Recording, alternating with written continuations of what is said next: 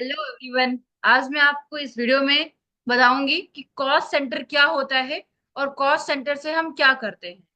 तो friends, cost centre में हम वेजेस जो होते हैं या टेम्परेरी एम्प्लॉयज होते हैं या एज अ फ्रेशर होते हैं, इन सारे को जो पेमेंट दिया जाता है, उसका जो पेमेंट होता है वो मंथली जो हम यहाँ पे कॉस्ट सेंटर में बनाते हैं उसे हम कॉस्ट सेंटर कहते हैं।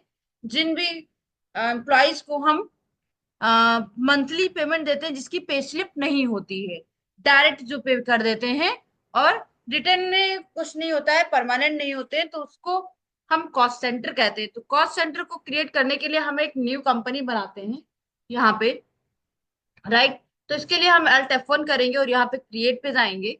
क्रिएट करके ऐसे ही लिख देते हैं हम यहाँ पे दैट सैलरी पे टू एम्प्लॉयज, राइट। और सारी डिटेल लिख के हम इसे एक्सेप्ट कर सकते हैं।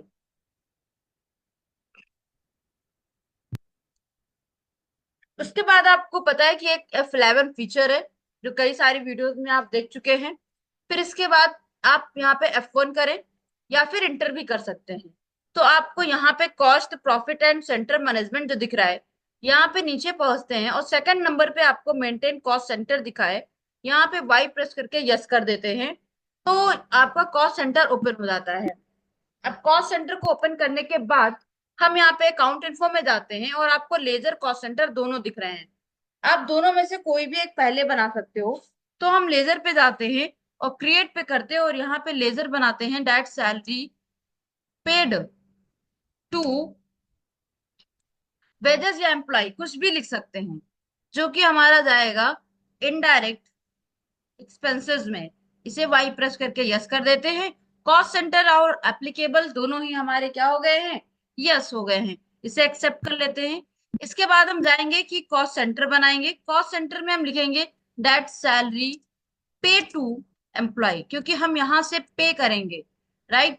और लेजर जब बनाते हैं तो पेड लिखते हैं, क्योंकि आपको पता है कि लेजर बनाने का जो काम होता है वो फाइनल वाउचर क्रिएट करने का काम होता है, इसलिए वहां पे हमने पेड लिखा था। यही डिफरेंस है कॉस्ट सेंटर में और लेजर में। इसके बाद हम जाते हैं सीधे अकाउंटिंग वाउचर पे और F5 प्रेस करते हैं। 5 प्रेस करने के लिए पेमेंट का यूज करते हैं। तो हमारा जो कि ऑलरेडी एड ऑन है, तो यहाँ पे राइट साइड में देखिए, यहाँ पे employee paid to salary paid to employee लिखा हुआ है। आप यहाँ पे क्लिक करके एंटर कर सकते हैं।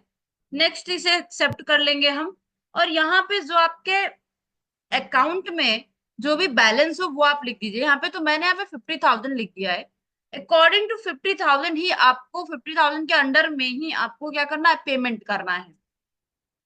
तो नेम ऑफ कॉस्ट सेंटर दिया हुआ है। नेम ऑफ कॉस्ट सेंटर करने के लिए यहाँ पे अब एक एक एम्प्लॉय करके जो आपके टेम्परेरी हैं उनका नाम और उनको जो अमाउंट पेमेंट करना है वो हम लिखेंगे। तो उसके लिए हमें यहाँ पे अल्ट सी करना होगा। अल्ट सी करने के लिए तब हम यहाँ पे लिखेंगे जैसे कि कोई भी नाम, मैंने नाम लिख दिया और इसका पेमेंट मुझे करना है। राइट साइड में पे टू एम्प्लॉय कॉस्ट सेंटर दिख रहा है, इस पे इंटर करें और इसे हर एक कॉस्ट सेंटर क्रिएशन में आप इंटर जरूर करें। इंटर कर ले और इसे हम 850 पेमेंट कर रहे हैं या 8500 का हम पेमेंट कर रहे हैं। नेक्स्ट एम्प्लॉय भी हम बनाते हैं, तो ऐसे ही नाम लिखते हुए हम रैंडमली चले गए और हर नाम में, हर कॉस्ट सेंटर क्रिएशन में सैलरी पे करना हमें है, ठीक है। तो इसे हम पेमेंट करते हैं 12,500। तो ऐसे ही हम पेमेंट करते रहते हैं यहाँ पे। तो मैं यहाँ पे और भी नाम ऐड कर देती हूँ। कोई भी आप नेम लिख दीजिए, उसमें कोई इतना इश्यू नहीं है। 7,500, राइट। ये तीन एम्प्लॉय हैं हमारे पास जो वर्क करते हैं। तो इसके बाद हमें पेमेंट नहीं करना है, तो रिमेनिंग जो बैलेंस है वो यहाँ पे दिखा रहा है 21,500, जो कि सैलरी दी गई है। रिमेनिंग बैलेंस यहाँ पे दिख गया है, हमारा क्रेडिट में है, कैश है।